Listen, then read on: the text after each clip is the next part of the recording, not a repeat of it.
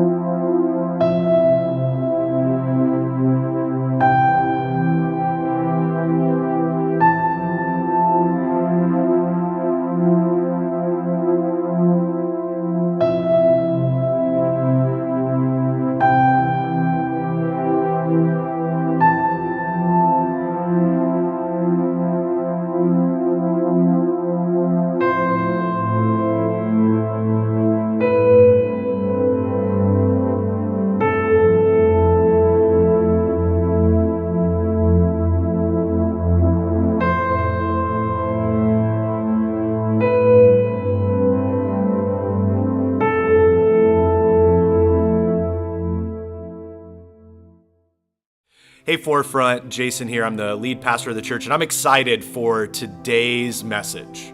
Today we have Brandon Davis, our creative arts pastor, who's going to be bringing the message in our series Enough. And he's going to be looking at identity. And you might not know a lot about Brandon. He's been on staff for a little over a year, but I cannot think of somebody better to look at identity because he has had every obstacle within the last year or so to fight against true identity, from getting married to starting a new full-time job, leaving college after graduation, having a baby, tons of stuff happening in his life that fights against this principle. And well, I'm excited for you to hear what he has to bring today. And so will you help me in welcoming Brandon Davis?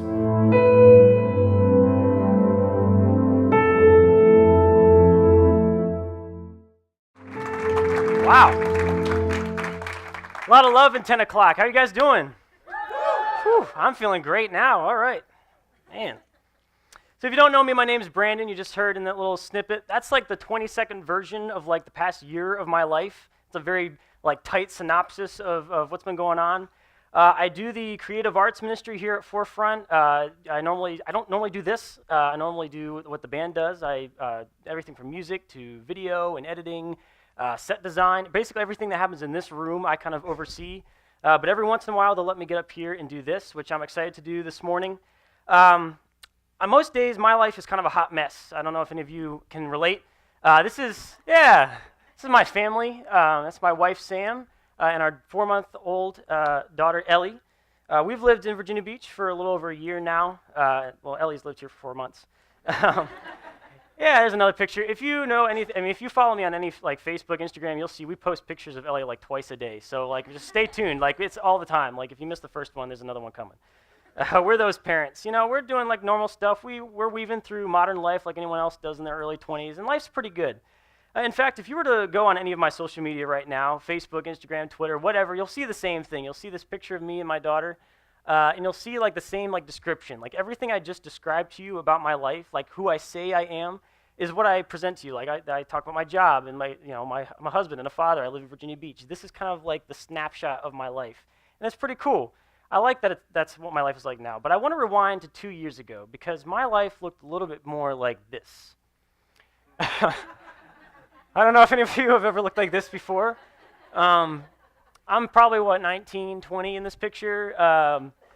You see, I've kind of created this like, I don't know, dual recliner system with these 2 rolling chairs, despite the fact that there's a perfectly wonderful bed behind me. I don't know, I was just getting creative that day. So, there's mess on the floor. This is college, right? So I was in college, like I said, 19, 20, living in this tiny little dorm room in Elizabeth City, North Carolina.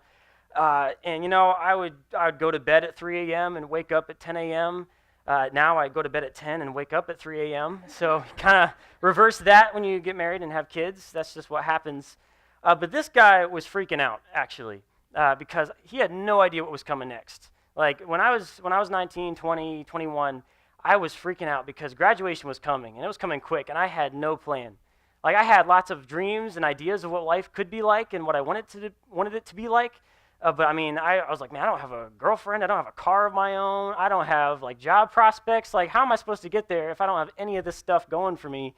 And my goodness, my life took a shift, and a lot of stuff came into place. I was absolutely floored. We'll fast forward a little bit. You know, when Forefront Church came out of nowhere and said, hey, we want to hire you for a job that we've sifted through dozens of other people who are like 10 years older than you, have more experience, but we want to hire you, who has like 4 years of part-time experience, and like that's it. Like, you know, I was floored. God has done some really cool stuff in my life. I almost worked at a call center. Actually, that's the same week that Forefront offered me the job. I had an interview at a call center, and I thank God every day I'm here, because that would have been horrible. Every day when I come into work and I'm feeling grumpy and I don't want to be here, I just say, Lord, I could be at the call center, and thank you for giving me this job. Like I said, my wife, Sam, was just a cute girl I was too afraid to talk to. We weren't dating yet. My daughter, Ellie, certainly didn't exist if that was the case. You know, there's some steps you got to take before that happens. My life is a lot different. So everything that I mentioned at the very beginning, my job, my family, the things that I put online for all to see, the person who I say I am now, didn't exist back then. You know, I lived in a world long before those things came into place. But today I say this is my life, right? This is who I say I am. But I wonder, you know, what if those things weren't in my life? You know, what if those things had never come into my life in the first place? You know, who am I then? And like I said, I lived in a world before those things. I spent 20 years on the earth before any of these things came into place. See, this identity that I could choose to accept and embrace as who I am is a fragile one. It could be temporary. Things could change. I mean, God forbid, you know, my family situation, that could be taken away from me. My job could be taken. I mean, things could change quickly. They already have in a 2-year span. So beyond these things, outside of the things and the elements of my life, who am I? And I ask the same, who are you? See, we've been in this series called Enough, and we've kind of been, weaving our way around the ideas that surround this question of who are you? Who are we? And many of us struggle to make peace with who we are. This can be a big thing. Many of us struggle to embrace the person God made us to be. Or maybe we're not sure who he made us to be. And this can be a defining tension for so many of us. So in week 1, we looked at the idea of rest, kind of to start off the conversation. What would our lives look like if we slowed down, if we simplified things, if we were more intentional with our time? What if we weren't slaves to our calendars and we weren't always just so busy? What if our calendars just reflected our priorities and the things in our life that we valued? And there we concluded that perhaps our value isn't in what we do or even how much we do, but the fact that God made us and that we are his people and that he is enough for us. And then last week in week 2, Becky Bruner, our family ministry director, did an awesome job talking us through contentment. Now, we're seemingly wired to want more, right? We want more money. If we're single, we want to be married. If we're married, maybe we want kids. If we're in school, we want to graduate. You know, we always want more stuff. There's always like a next step we want to get to in life. You know, but maybe there's not inherent value in more. Maybe more isn't what's bringing us contentment and happiness. And again, there we concluded that maybe our contentment is found in God, and that true contentment and happiness is found when we embrace who God made us to be. So we spent 2 weeks kind of weaving our way through this question, this search for identity in life.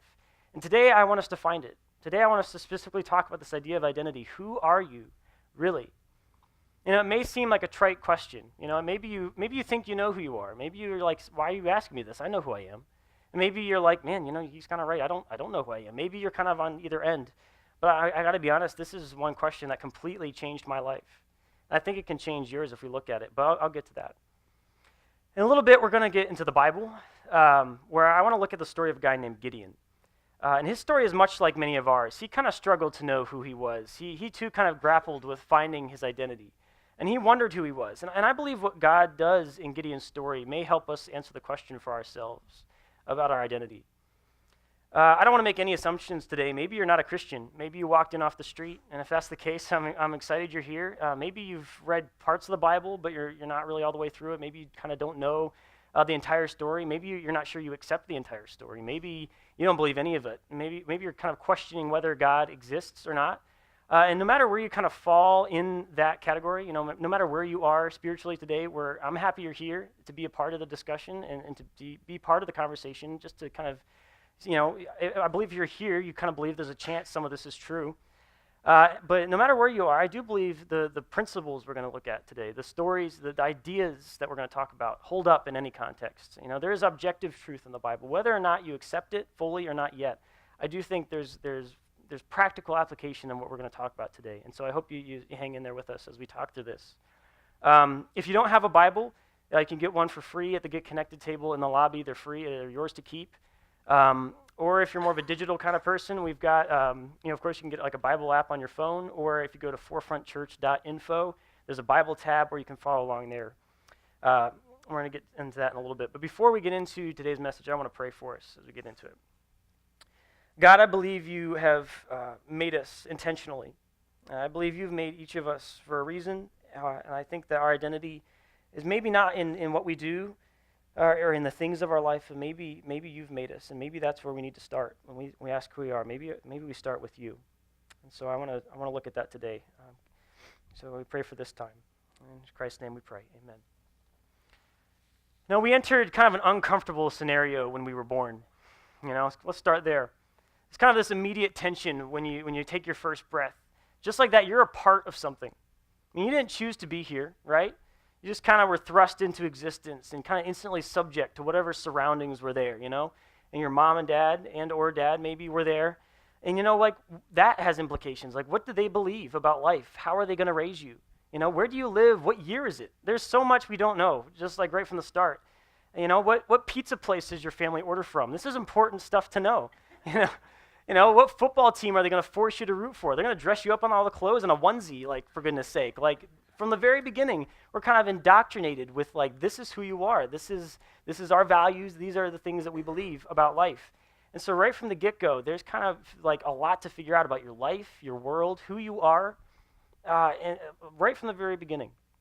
And with that, because of that, I would say, there are so many things in our life that could define us if we let them. I think a lot of us find identity in where we're from. That's a good place to start too. Maybe not everywhere, but I think there's a certain pride that comes with where you're from. I know there is for me. I love that I'm from Virginia, Hampton Roads. Maybe a little too much. In college, I actually paid $40, and this is on part-time money too, for a full-size Hampton Roads flag to hang up in my dorm room. I was really proud of this, and it's like everyone at my college went to Virginia, so it's not like I was even far away, like representing, right? Like they're like, dude, it's cool, we're with you, like. But I paid $40. I went to this custom flag shop in Portsmouth. They had to custom order it because they didn't have any in stock. Go figure. Like half the people in Virginia don't even know like there is a flag for Hampton Roads. The mayor of Hampton didn't know. That's another story. But I actually had to tell the mayor of Hampton that there was a flag. I should have been mayor, man. That's my true calling in life. So maybe it's where you're from. For others, maybe it's your generation. Maybe you're really maybe a little too proud of the time in which you were born and experienced your youth. And maybe that environment kind of shapes how you approach people who are older or younger than you. We may not truly think that, but I think there's something to it. Maybe it's your stuff. Maybe it's hobbies. Maybe you find a lot of identity in sports, in your favorite team, in the hobbies that you have, in your money. You might not admit that, but maybe that's a thing. So maybe it's materials. I believe one of the biggest things is probably our experiences. The things we have or haven't done, maybe the encounters or relationships we've had with people that really spoke into our lives in a positive way. I mean, I could think of a dozen people in my life who have shaped the person that I've become because they spoke into my life and said, man, like, you are worthwhile. You have potential. And they've shaped my journey in life. And then there's other people, that maybe they spoke into your life in a very negative way. Maybe the middle school bully is the person that really formed you at a very early point in your life. And I mean, there's something to it. I think these experiences and the relationships that we have in our life, good or bad, stick with us, and they shape our identity in a significant way. With all of this, there's kind of this temptation to let these elements of life define us, aren't there? Which is a really risky thing because, as you've seen in my life, things change quickly. Things change really quickly, and in a year of your life could be the changing of everything. I mean, maybe the things that you wished that you had last year, you didn't have them, and then now in this year, everything's kind of fallen into your lap. Everything that you wanted but now you still feel like, man, I still don't know who I am. I still don't feel like I've gotten there yet. Or maybe that the very thing that defined you last year, the thing that was so important in your life and defined everything you did, it sucked up all your time and energy. Now, this year, it's like not even a thing in your life. It's not even like a priority, It's that can be how it is.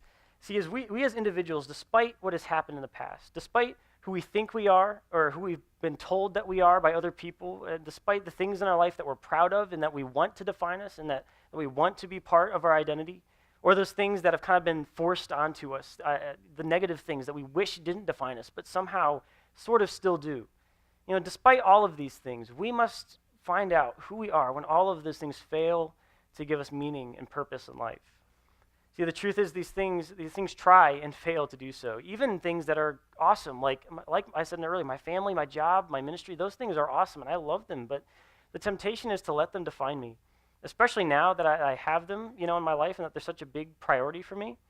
But I would say even more so before they were in my life. I think that drove a lot of what I did. I spent all of high school and college desperately looking for a future, and I stopped at nothing to find it, to the point where there was kind of this unhealthy feeling of like I didn't have any worth until those things were in my life.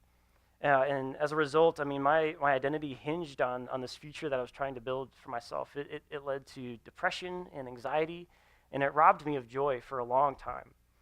And whether or not you admit it, the circumstances in your life, the elements in your life that you try to hinge your identity on, do this to you as well. And they have a lot of power in our lives, whether we would admit it or not. But to know that we are enough, we must find, embrace, and live out the identity that God has given us, one that transcends materials and circumstances and that gives us purpose and meaning. So this is where it gets complicated. How do we get there? Many of us have no idea who we are or how we fit into this story of life. Or okay, if these things don't define me, then what does? And how do I do that? This could be what is stifling change for us. This could be what is keeping us from knowing that we're enough and that God is enough for us. Maybe we have no idea who we are, really, truly. But the good news is this is the condition we've been in since the beginning of time. We're not the first people in 2017 dealing with this issue. This isn't the first time we've had issues with our identity and finding out who we are. Like I said earlier, we're going to be in the Bible, and I want to talk about a young man named Gideon. And he, like many of us, didn't know who he was. He was not at all aware of the potential that he had or the abilities that he had. He kind of accepted his lot in life. And his world was kind of in a mess, too. He lived in a time of turmoil and oppression. He lived in the land of Israel. And at that time, they were occupied by a group called the Midianites. And so they were living not in freedom. They were occupied by another country. There was injustice happening in his world. But then one day, God changed his story. God enters the scene in Gideon's life and changed his life forever and changed how Gideon saw his life. See, Gideon wasn't anything special. He was kind of just this average kid working on his family farm. This was an agricultural culture, so mostly people were farming. And I don't really imagine he had great expectations for his life. He probably didn't hope for too much. He didn't probably expect things to really shift in his life too much. But in light of the passage we're about to read, I do think there was a dream there. I do think he hoped that maybe something could change in his life. Maybe he wished he could go back and live in the world that his grandparents lived in before the oppression, when they were living in freedom. Maybe he wanted to know what that world was like. Or maybe he wanted to fast forward and get to a part in his life when somebody like him, someone average and seemingly hopeless, could have hope and that things could change for him. But it seemed like for now, things were just going to be the same. And it seemed like he was just going to keep working on the family farm. So we're going to be in the book of Judges in the Old Testament in chapter 6, verse 12 through 16. So read along with me. When the angel of the Lord appeared to Gideon, he said, "The Lord is with you, mighty warrior." "Pardon me, my Lord," Gideon replied. He's so polite. I like Gideon. He's such a nice guy, "Pardon me, my Lord, but if the Lord is with us, why has all this happened to us? Where are all his wonders that our ancestors told us about when they said, 'Did not the Lord bring us out of Egypt?' But now the Lord has abandoned us and given us into the hand of Midian." I want to pause here for just a second. He makes a fair point. Gideon is really just wondering what all of us wonder in hard times. It's an understandable reaction. If God is really with us, then why is all this happening? Why aren't we living in the freedom that we once had? I mean, there was an entire book where God brings them out of Egypt. He references it here. God spent all this time bringing them out of slavery in another land, seemingly just to abandon them and bring them into the same state of oppression. So, but little does Gideon know that he is in some way the answer to his own prayer. This request he's making of God, this inquiry he's bringing to God, he is going to be the fulfillment of this. He just doesn't know it yet. God is going to use Gideon to change these circumstances that he so desperately wants somebody to change. Well, this somebody is Gideon, and he's about to find out. Let's continue. Verse 14, the Lord turned to him and said, "Go in the strength that you have and save Israel out of Midian's hand. Am I not sending you?" "Pardon me, my Lord." There it goes again. Gideon replied, "But how can I save Israel? My clan is the weakest in Manasseh, and I am the least in my family." The Lord answered, "I will be with you, and you will strike down all the Midianites, leaving none alive." God's confident in this statement. And Gideon's certainly not. You couldn't write a better unlikely hero character than Gideon. I mean, he has no idea what he's capable of. He has no idea the potential that he has if he just follows God. He has no idea what he's about to accomplish through God. He doesn't believe himself to be anything great or special, certainly not one to strike down a national enemy and save the day for his people, to be a hero. In fact, in the verses leading up to the ones we just read, it actually depicts him like threshing wheat indoors, which that doesn't mean anything here, but I mean, we don't really thresh wheat in Virginia Beach, but maybe we do. But that's something you do outside. Like you thresh wheat and you throw the chaff in the air and keep the good stuff, but you can't do that indoors because there's no wind. Why did he do it inside? Because he was afraid. He was afraid that the Midianites were going to come by and steal his crops. So if anything, Gideon is probably known as like a coward. He's probably not like the tough macho guy that's going to save the day. But God knew something about Gideon that Gideon didn't know about himself. See, Gideon saw himself and believed himself to be something in light of his social status, in light of what others told him he was. He'd accepted this identity that was given to him.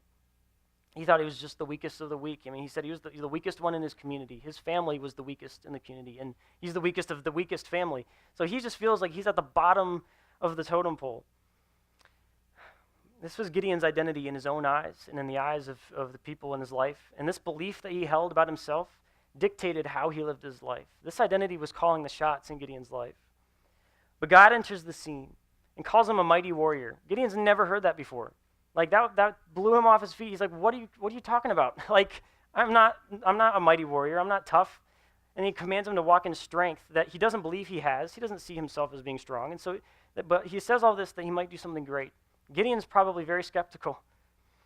Now, at first glance, this is what I thought when I read this passage the first time. I thought, man, God's kind of like patronizing Gideon. Like, it seems like a father calling his son tough guy or big guy, even though he weighs 90 pounds soaking wet. Like, oh, you got this, champ. Like, that's kind of what it looks like, but this was not the case. We're going to see this soon. God actually saw Gideon as a mighty warrior because that's what he was. I mean, God created the reality for Gideon. That's who he was. This was the reality about who Gideon was, and God knew it, and just Gideon wasn't in on it yet. But this belief that God held about Gideon, in contrast to what Gideon believed about Gideon, changed the story. And ultimately, it changed how Gideon lived his life from then on. We see later on in later chapters that upon following God's instruction, Gideon does exactly what God predicted he would do. He leads an entire army of his own people into war. He obeys God. He wipes out all the Midianites, drives them out of Israel, saves the day for his people. He becomes a hero. But it was God who changed Gideon's trajectory. It wasn't until God came along and told Gideon who he was that Gideon was able to move forward and to do something and to change his identity. That's what I love about God. He doesn't just make stuff up. Anytime you read the Bible, God doesn't make stuff up to make people feel good. He doesn't just say stuff that isn't true. He calls people as they are, in whatever circumstances they're in, no matter what they believe about themselves, and even if they don't truly know themselves yet, he calls them out. He draws existing strength out of people, one strength that they don't realize they have. And he knows exactly who we are. And he tells us who we are, and he gives us a purpose as a result. This is so important to make note of because God knew Gideon, and God knows us. See, Gideon had probably painted the best picture of his life that he could. He'd kind of accepted his identity, his lot in life. He was the farmer's kid. He was the youngest, the weakest. He probably got picked on by his friends and his relatives. His brothers probably punched him a lot. His nation lives in oppression. He probably felt powerless in 100 different ways. He thought he had his life figured out, but God stepped in and told him who he was. And it completely changed Gideon's life. And he does the same thing for us because God knows us, just like he knows Gideon. He knows us on an individual level. But it's up to us to be like Gideon and to follow God. See, God's intervention in Gideon's story first changed Gideon's perception of himself. And that's a good place to start. It changed who Gideon thought he was. To know that God knew him better than anyone else, better than he knew himself. This is what it means to be enough. To know exactly who we are, because we have heard it from the one who made us. And only the Creator can tell us who we are, because he made us. And he made us for a reason. You matter. Everything else meaningful in our life, all those things that we want to attribute to our identity, those things that we want to find hope in and meaning in and purpose in, everything in our life like that has to fall underneath this basic truth that our identity is in the one who made us. If we want to know who we are, we go to the source. 6 years ago, this was 2011, I was 16, this is my senior year in high school. I sat in a classroom at the beginning of my senior year, and I just thought it was an average day. I was just going to class. And up until then, I had been living my normal teenage life. I was like any 16-year-old. I hung out with my friends after school. We'd hang out at the beach. We'd drive around and buy whatever cheap food we could afford with our parents' money. That's how you do. You spend dad's money as long as you can. We'd work out in my friend's garage. It's really paying off for me, I think. The first service was very generous. They kind of just chuckled. I'm like, it's okay. Like, I'm not, like, I'm over it, man. Like, I've hung up that dream, being a wrestler. It's not going to happen. I played guitar way too loudly in my bedroom until one of my relatives or somebody would bust in the door and tell me to be quiet and turn it down. Normal stuff that a 16-year-old would do. I didn't really know where my life was going to go. But this is my Gideon moment. So senior year happens. I sit down for class, and my teacher hands me this book. It's a copy of Rick Warren's book, The Purpose-Driven Life. She says, we all had to read chapter 1 by the next day for an assignment. So I was like, okay, I guess I'll read this book. I have to. I crack open the cover, and there I see chapter 1 in bright, bold letters, smacked me right in the face. It said, what on earth am I here for? I don't know what it was. Probably heard that question before, but just at that moment, it was the simplest question for which I had no answer. I was so caught off guard. The same day, I go home from school, and I stop at Target because my favorite band, Switchfoot, was releasing their new album. This is 2011, Vice Verses. I was really excited. And yes, I did buy the physical CD, even though we have iPods and stuff at that time. I liked flipping through the little lyric books. That's just how I do. It's like artwork. I even got the vinyl pre-order because records are cool. I mean, come on. I'm going to get into it. It's great. Records are so much better than everything else. Just going to do that. Yeah, but so I go home. I listen to my record, pop it in, put a little needle on there. And I listen to the whole track in one afternoon, one shot. And I get to the last song. I get to that last track. And this, for some reason, this line is what just completely changed my life. It said, but I'm not sentimental. This skin and bones is a rental, and no one makes it out alive. That was the moment. I mean, I've heard hundreds, thousands of songs before in my life. I've read plenty of books that probably talked about the same thing that Rick Warren did. But that day just completely derailed my life. It was like God coming to Gideon and saying, hey, there's something in your life. You have potential that you're not using. And that's when I realized that my life was not mine to hang on to. Suddenly I realized I was on borrowed time. It's like no one makes it out alive. Like I only have how many years on this earth? I don't know. Like I need to do something with this borrowed existence that I have. And for the first time, this scripture in the Bible, in the New Testament, made sense to me. Galatians 2:20, it says, I have been crucified with Christ, and I no longer live, but Christ lives in me. The life I now live in the body, I live by faith in Jesus, who loved me and gave himself for me. If I claim to follow Jesus, which I do, and I did at the time too, this isn't my life to live. All these things in my life that I want to define me, all these things in my life that I hang on to so tightly because this is who I am, this isn't mine to live. My destination is on the other side of my last breath. I don't get to just hang on to stuff because it's going to go away. If I'm not anchored to something that's going to last forever, what am I doing? There's no relationship, no thing, no life circumstance, no next big thing in your life that's ever going to be enough until we can accept this truth that our existence, our purpose, our identity hinges on the one who created us. Everything else in your life that's important to you has to be a reflection of this truth. So instead of finding your identity in your environment, your identity influence your environment. So my family, like I said earlier, no, they don't define me. I lived in a world before my family, and my goodness, I love them so much. But the implications of a life lived in light of eternity, in light of doing everything I can until my last breath, I'm going to love them and care for them more than I would have, because the stakes are higher and they matter. They are a bigger and more significant part of my life because my identity is in God and not them. My job here at Forefront, that could define me, yes, but my goodness, I want other people to accept this truth that we have purpose and that we matter because of God. And so I work harder and I pour as much of myself into this as I can because my identity is in God and not this job. This job is just an outlet for my bigger purpose. So when we find our identity in God, in the artist, the creator, the savior, the one who made us in his image, our lives become so much more than they were. We stop trying to find meaning in things that are temporary. And this is as true at 22 as it is at 42, 62, 82, and no matter where you are in life, no matter how old you are, this is important. So I ask, what is keeping you from living out this identity, this true identity? Many of us, whether we would admit it or not, maybe we find identity in people's opinions of us. I know I do. I'm preaching to myself right now. What other people think of me is so important, and that can shape who I am in an unhealthy way. Maybe if you're younger, even if you're older, maybe it's your identity's kind of propped up by social media. Like when you see that red dot pop on your phone, you're like, oh man, someone's paying attention to me. Maybe there's kind of this sense of worth from people paying attention to us and giving us the attention. Maybe that's where we find validation in life. So maybe the healthiest thing for us to do is to disengage from that or to limit our use, because maybe it has too much control over our lives. Maybe we've kind of adopted this artificial identity. Maybe we're kind of hanging on to reflections of real things instead of really embracing the real things and experiences in our life. Maybe you found security in where you think you belong. Maybe you're too invested in sports or your hobby or whatever it is.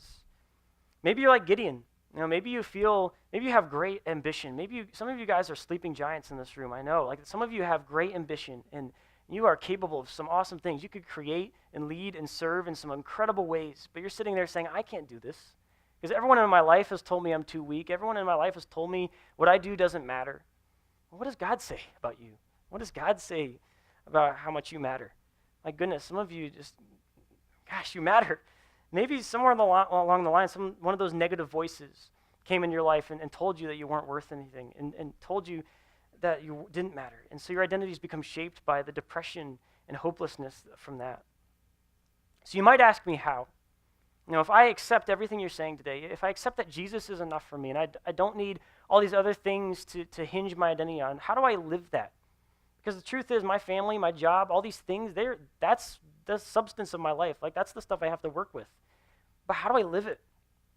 I think it could mean a lot of things, Maybe it means you need to stop wondering if you should serve. Maybe you've been thinking, maybe I should serve with kids, or maybe I should serve with teenagers, or out in the parking lot, or making coffee, for goodness sake. Whatever it is, maybe it's time to stop asking if and just do it and see what God does. Maybe this one's tough. I've been challenged on this one a lot. Maybe you need to get up an hour earlier than usual. I'm going to read the room on this one. I know it's tough. I have to wake up 3 hours earlier than I want to because I have an infant. So waking up an hour earlier than that is I don't know. But maybe that's what it takes. Maybe you just need to start off the day, take a few breaths, read the Bible, pray, reset your day that way. Start your day off with a little quiet time. Maybe that's how you start living it. Maybe it's time to shut off your phone and start talking to people. Maybe that's what it takes. Maybe no more Facebook debates. Go out and learn somebody's story. Maybe that's how you live out your identity. Start hanging on to some things that are real. There's all these things in our life fighting for our attention.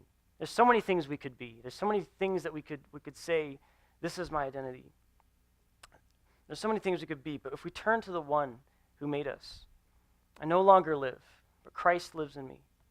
The life I now live in the body, I live by faith in Jesus, who loved me and gave himself for me. What I hope you hear at the core of all this is that you have inherent value. By being a human made in God's image, you have an identity worth living out. You have a story to tell. So live it.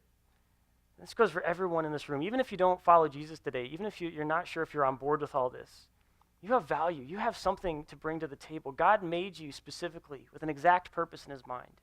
Every single one of you. There's a reason you're here. You matter. So what if, you, before the world got in and told you what to be, what if that was enough? Because God made you in his image to be on this earth for a reason.